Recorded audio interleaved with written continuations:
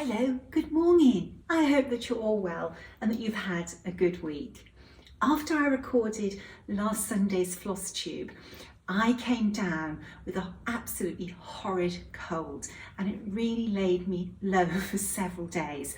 But I'm back firing on all cylinders and raring to go now. As promised, we've got a lovely range of linens to look at today. But before I start, I just wanted to go through a few things, and I've actually made a list. I try not to do lists for Flosstubes because I want them to be an informal chat, but it's so easy to forget things. The first thing is, thank you to everybody who has downloaded Alas That Has Gone, the Margaret Anderson workshop. I've been truly overwhelmed by the number of people who are participating in this workshop.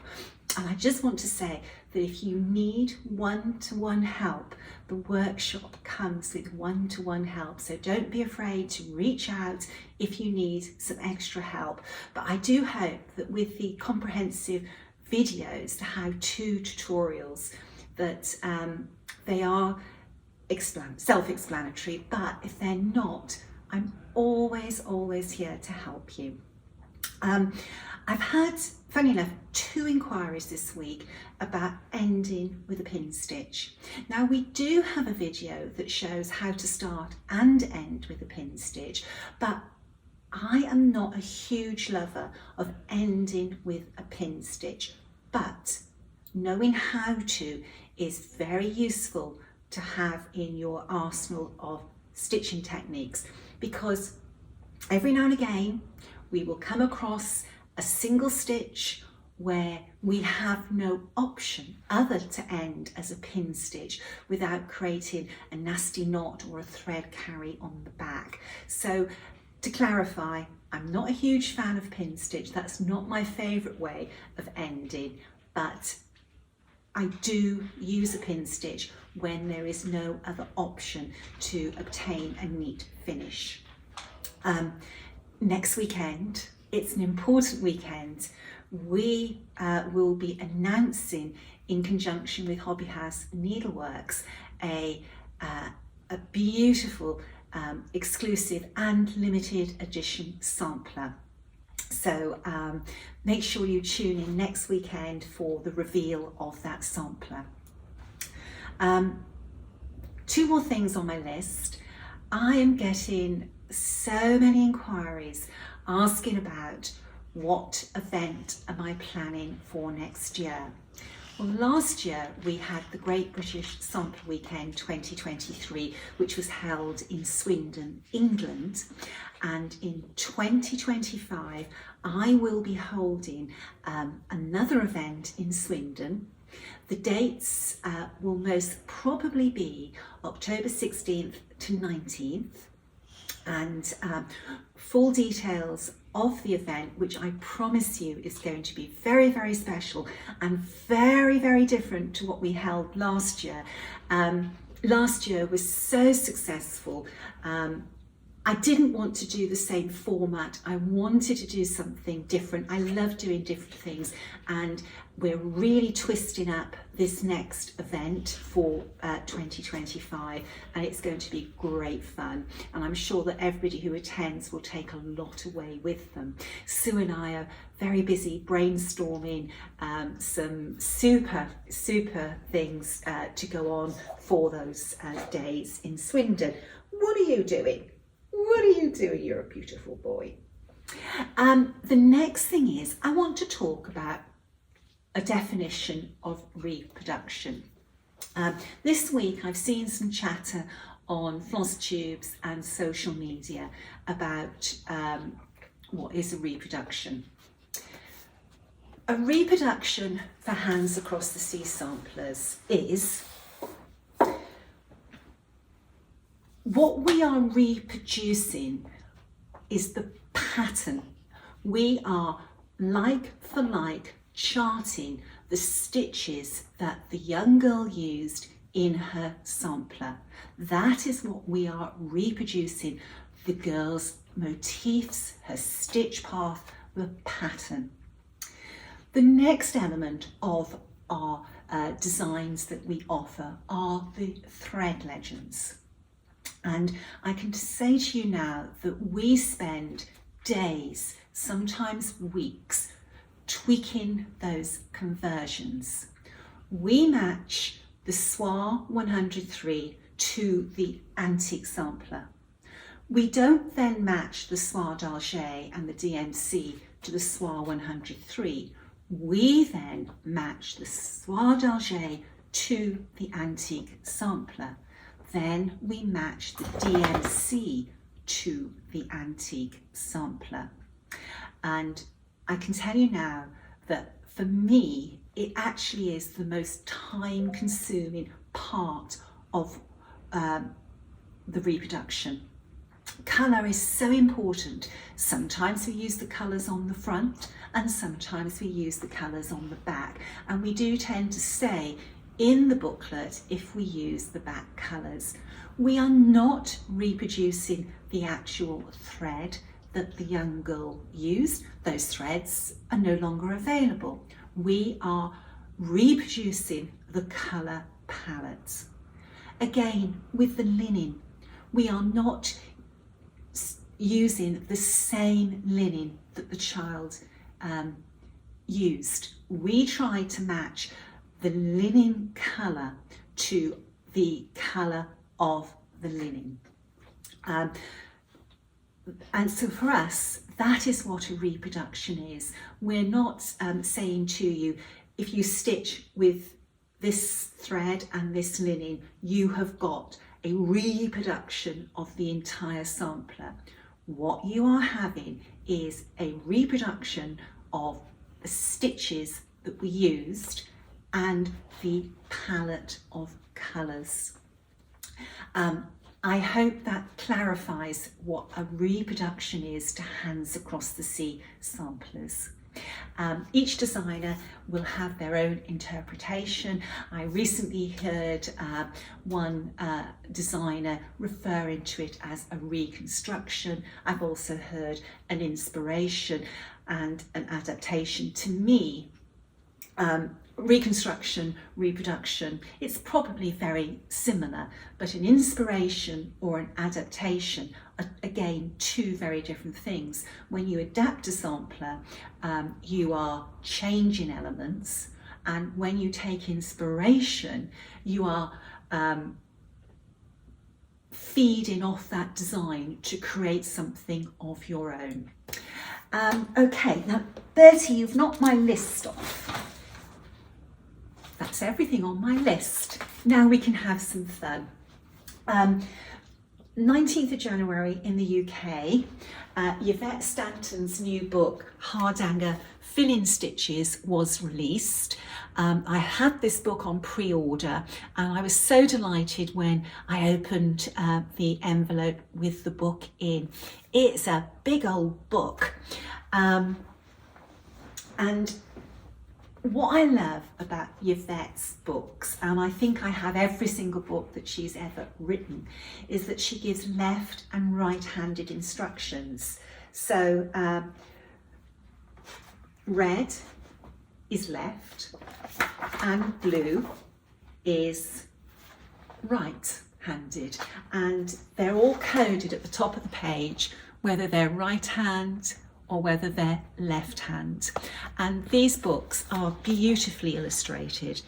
The very first Hardanger piece I worked, which I really ought to get out to show you one day, was quite an advanced Hardanger piece. It was the Victoria Samplers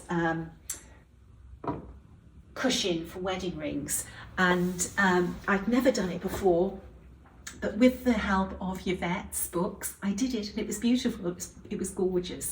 So if you're interested in Hardanger, that is a very good book to add to your needlework library.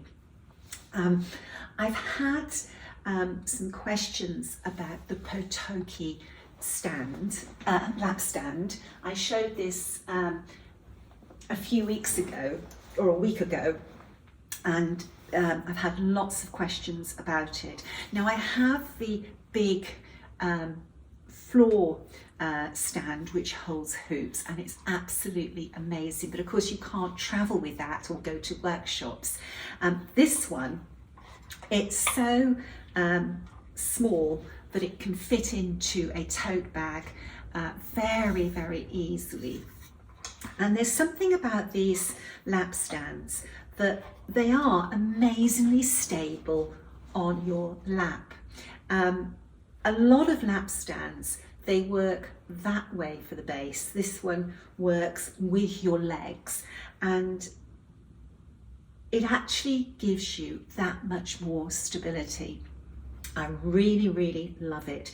Now this is the mini, and that's different to the modern. How you know it's a mini, it has this lever. And for me, with the problems I have with my hands, a lever works very, very well for me.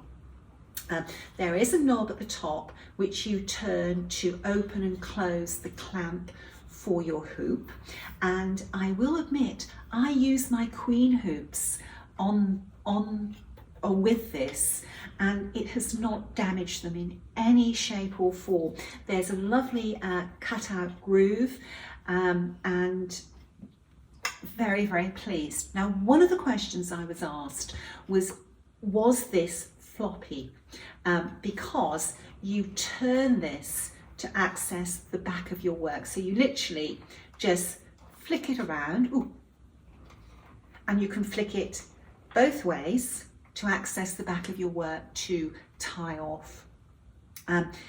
It's not floppy at all. This is very, very stable. I'm really, really pleased with it. I love the fact that you can choose the angle that you want to work at. They're great. They come in lots of different colours. You can have a dark wood, you can have a lighter wood, you can have a yellow, which my friend has, and it's beautiful. And you can have this beautiful like farrow and ball green, which is just divine. They're not easy to come by. These are all handmade, and they're made with such skill. These are a beautiful item. You know, these are heirloom pieces. They will last you all of your stitching life. So they're made by Potoky, who are in the Ukraine, and I believe that the only stockist is Hobby House Needleworks. I'm not 100% on that, but I think that is the case. So you can actually get them from Potoky or from Hobby House Needleworks. If you live in the US, it'll be far easier to source them from Hobby House. I love it very, very much. My friend Linda, she's used Potoky for a long time, and she had the modern, but when we were at Hobby House last November for my workshop, Kathy and David had a supply of the minis in, and Linda straight away bought one, and I had intended to buy a modern, but when I saw Linda bought the mini and I asked her why she bought the mini, I went for the mini as well, and it was because of this lever. Really beautiful, highly recommend. Before I get to the linen, I just wanted to show you this, which is so precious. It's precious because this was stitched by Jean Lee and gifted to me. It's a little fob case, antique fob case, and Jean sells these cases in the store. And what you do is you press the top and it opens, and then you can put some stitching in. Now this stitching is beyond exquisite. It's stitched on 56 count over 1, and it says create beauty. And that's what we do with our needles, we create beauty. This is beautiful, and it is to be treasured. I'm very lucky to have a few pieces of needlework from Jean that she's gifted me over the years, and they are in my special cabinet, and this is going in my special cabinet as well. So if you're interested in stitching a little design and putting it in a fob, keeping it for yourself or gifting it, Jean does sell these watch fobs at the attic. Beautiful. Okay, I decided what fob I was putting on my new kahanas.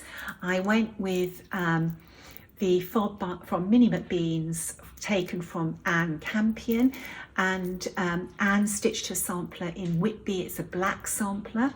So Sue put a black crystal heart on, and she puts a shell, well, 2 shells and a seahorse, because Whitby is a seaport, which is lovely. And I just thought the black against this colour of scissors looked absolutely divine. Sue has 2 versions of the fob from Anne Campion. The other one is the dog, and I undenied, and I decided that I was going to put the 1, 2, 3 on. Okay, now for the linen. Where do I start?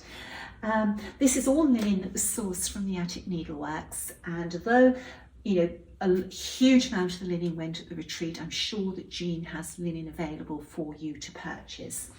The first linen I'm going to start with is Mason linens, and this linen fills my heart with so much joy. When you look at it, it looks pristine. When you pick it up, it rustles because it's lined with tissue paper. Or it's presented with tissue paper. When you feel this linen, it feels beautiful. It's Zweigart based, but when I spoke to Patty about the linen, she explained to me that before they dye the linen, every piece is carefully inspected and any slubs are removed. And that's not to say you're not going to get a slub. Some slubs can't be removed. But if you look at that piece, I can't see a single slub on that. And neither can I see a single slub. Sorry, that's a bit of fluff from my jumper. I can't stitch in this jumper because I get red fluff on my work. It's beautiful, absolutely gorgeous. Now, the other thing about Mason linen, even the 56 count linen is cut on the thread. It must be so time consuming to prepare this linen for dyeing and for sale. So you have this piece of tissue paper which keeps the linen and protects the linen. That has been cut and serged on the seam. There's nothing worse than putting linen on your frame and it's not cut evenly. When you use your Millennium frame, you want your linen to be parallel and roll up parallel. If it's cut badly, it doesn't sit right on your frame, and then you've got to sort the linen out yourself before you stitch on it. Even the thread used for the serging has been dyed to match the linen. When you're working on over-dyed linen, if a slab isn't removed before it's over-dyed, sometimes when you remove it, there is a different colour underneath because the dye hasn't got through. Not all the time, but sometimes, and that's very annoying. So I really appreciate the fact that before this is dyed, the slabs are removed where possible. Just look at that. This is dyeing at the highest standard. Now, this piece is all the linens bar 1 or 2 of 56 count I'm showing you. This is haberdashery, and it's the dark shade of haberdashery. Patty does 4 shades of each colour, which is fabulous for reproductionists, because when you're trying to match your linen, you have a colour, but that colour's aged and it deepens over time. So being able to work through the colour graduations is fabulous. So that is haberdashery in dark. Beautiful, beautiful, beautiful linen. Okay, now I've got to do this carefully. This is haberdashery in, hold on, let me just show you this way. So we have dark, we have medium dark, and then we have medium light. So you get these lovely colour graduations. They're only slight, but an invaluable thing to have in your stash when you're trying to match linens exactly to the original sampler. Oh gosh, that sun's come out just at the wrong time. I'll tell you what I'm going to do. I'm just going to drop the blind. One moment.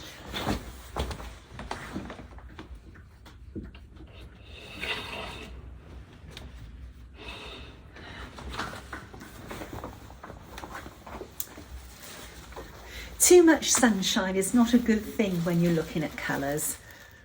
I don't know if you can just see those graduations in colour. It is only slight. There we are. So that's the haberdashery. Oh, and I've got the light haberdashery as well. Let's put the four together.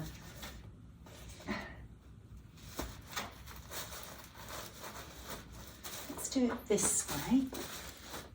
Let's hope that... So those are the four in the haberdashery range. Difficult to show, but so beautiful. Then I've got antique button. Let's see if I can show it graduated again. Oh, here we go. So this is antique button. Those are the four colours in the range. And what Patty's achieved after, I presume, a huge amount of experimenting is you are taking a shade and you are darkening it or aging it. Now these aren't grungy linens, these are lovely, crisp, clean linens. So that is antique button. Then we have Châtelet. Let me get these in the right order. I've been playing with these.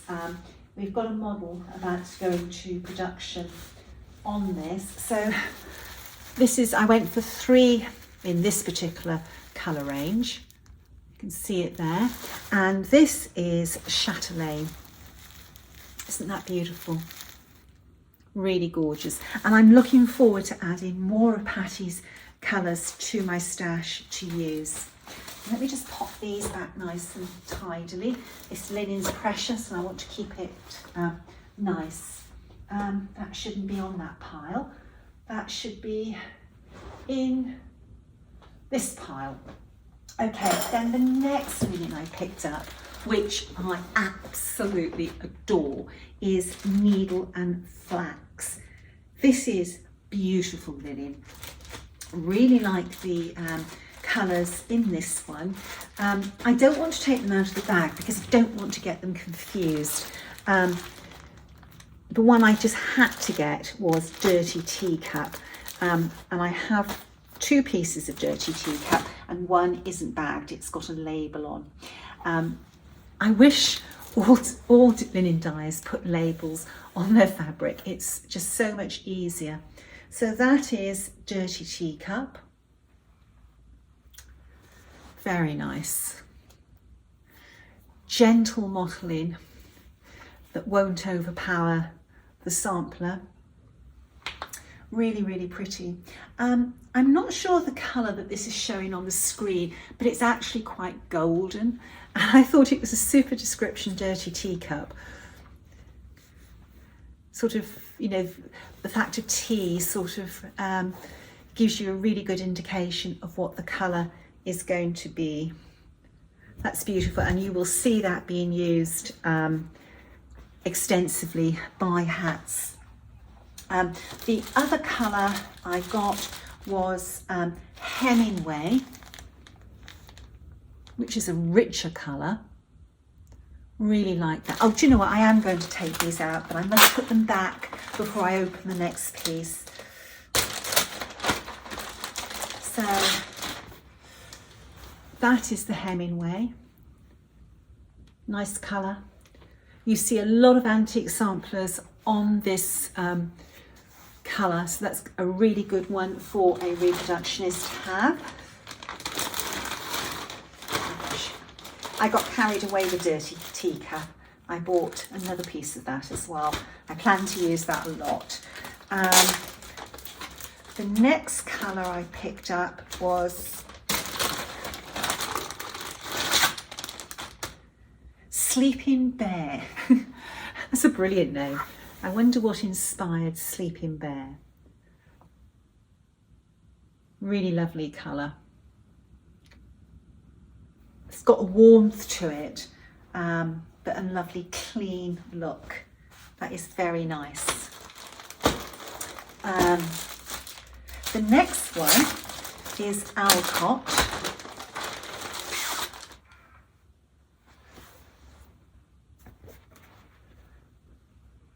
That's nice as well. That's a colour that will really showcase the colours of the threads on it. Nice feel to this linen. This linen feels as if it's been very nicely finished. And we want our linen to feel nice. It's a huge part of our stitching experience, our linen. And then the last one is Thornfield, which is a delightful colour. It's got some age to it, there is some mottling, but it's a lovely, gentle mottling. Now the sun's gone in, I need to open that blind again, but if I do that, the sun will come back out. Isn't that beautiful? And again, this linen feels really nice. Okay, so what's next? Okay, now this is quite a mixture. Jean had a linen that I must admit I'd never heard of. And it's called Needle Bling. And Jean said, oh, you need to try this. And she's right, the colours are lovely for reproduction work. So I have bought quite a bit of it to try. This is Heirloom. A nice clean colour. I hope this screen is capturing. When I'm looking at this screen, recording videos, sometimes when I edit the video and upload it, it looks very different to what the screen looked like. I bought 2 pieces of that heirloom. Oh, cookie dough. That's a nice colour. Now remember, all the pieces I'm showing you are 56 count. Then we have Ween Beams, and I adore that colour. Really adore that colour. Beautiful. It's got depth to it. You can't go wrong when you listen to Jean about linens. Broom Grass.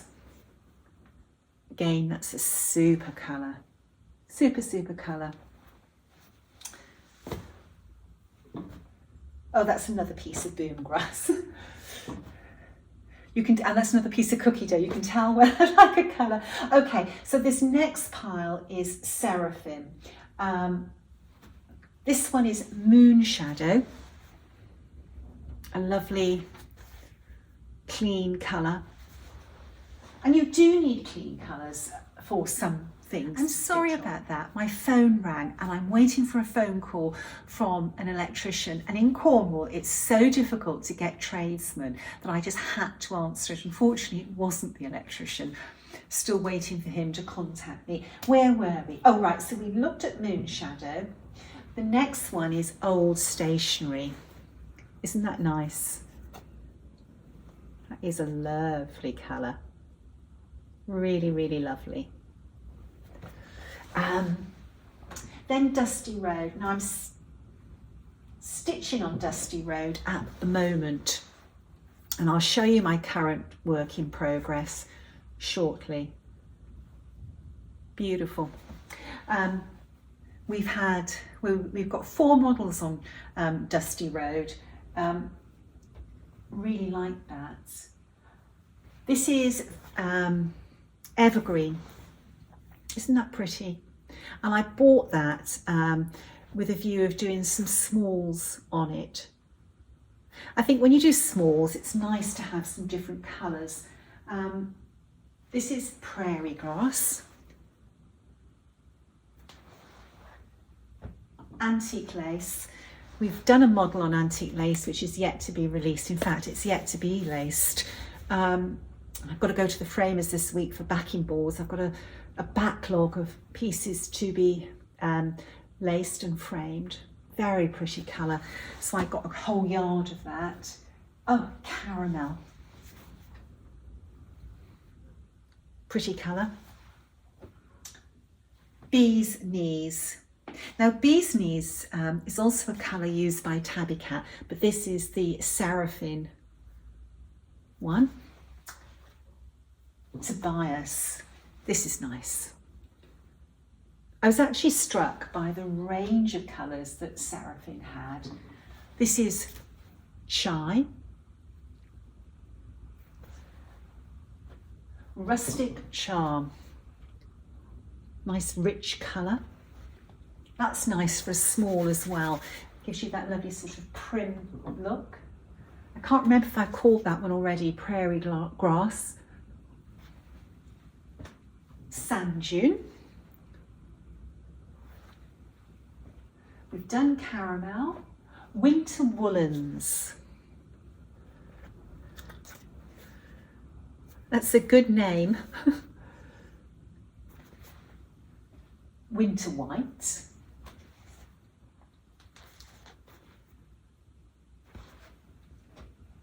Moon Shadow. I think we started with Moon Shadow. I got an extra piece of that.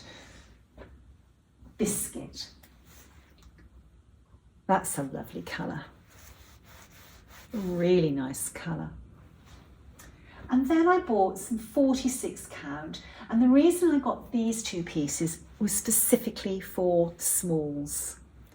I thought those were really beautiful. So this one is Mizzle, and then this one, which is greener, is Evergreen Fog. Those are lovely. I think that when you do smalls, it's nice to use things that are a little bit different, as I did with these. This is Weeks Dye Works Aztec Red, and this is Fox and Rabbit. I believe it's called River Gum, not 100% on that. The reason I haven't got any Fox and Rabbit is that I've got a big order of Fox and Rabbit to collect at Nashville. So when I get back from Nashville, we will have another linen parade. But darker or unusual colours really help your smalls stand out in a bowl. Right, I've got two samplers here, and they're stitched by sisters, and the one is Joyce Patterson Yeoman, and the other one is Kathleen P. Yeoman, which would be Kathleen Patterson Yeoman as well. Very, very similar. They both stitched their sampler at 7 years of age, one in 1905 and one in 1907. The two sisters were 2 years apart.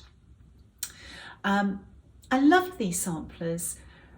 They are everything a schoolgirl sampler should be in this period. Love the windmill and the dog on that one, and the little birds on the other one. One of the reasons that I felt that I just had to have these samplers was that one of these girls became a doctor. And that was a pretty amazing achievement at the beginning of the 1900s. Neither of the girls married, and I'm looking forward to putting together their story for when these are released. It's always amazing when sister samplers stay together. I think the reason that these stayed together was that they didn't get married, so they had no children. So probably the samplers were inherited by one sister to the other, and then when the last sister died, probably together to another family member. Just an amazing achievement that one of those girls became a doctor. That's no mean feat these days, but back then, oh my gosh, that was amazing. I was really delighted to see that this one won first prize. So Kathleen won first prize at the North Riding, which is in Yorkshire, Arts and Craft Association exhibition in 1905. She got first prize. I bet she was very chuffed with that. So it was a thrill to win a ribbon at a show. Now, what makes me laugh though, you can actually see where, not at the top, she obviously tied off a thread with each letter, but she must have been getting fed up when she got to the bottom because she carried her thread between age 7 and 7 years. That is the electrician. I'll be back in a minute. It was the electrician. I am so relieved. If you watch Doc Martin, you know what it's like dealing with true Cornish people. They have hearts of gold. They're as honest as the day is long, but they are so elusive when it comes to getting them to come to do work. Everything in Cornwall is directly, which means it's not directly. It happens when they feel like it. But anyway, he's run to say he's actually getting into his car to come up to us. So there were a few more things I was going to talk about, but I've got to go and meet him. If he knocks on the door and I don't answer, he will just drive off and I might not see him for months. Stay well, stay safe, and if God is kind, I'll be back next week with some more needlework goodies. And don't forget, we've got a new limited exclusive design to reveal to you. Bye-bye.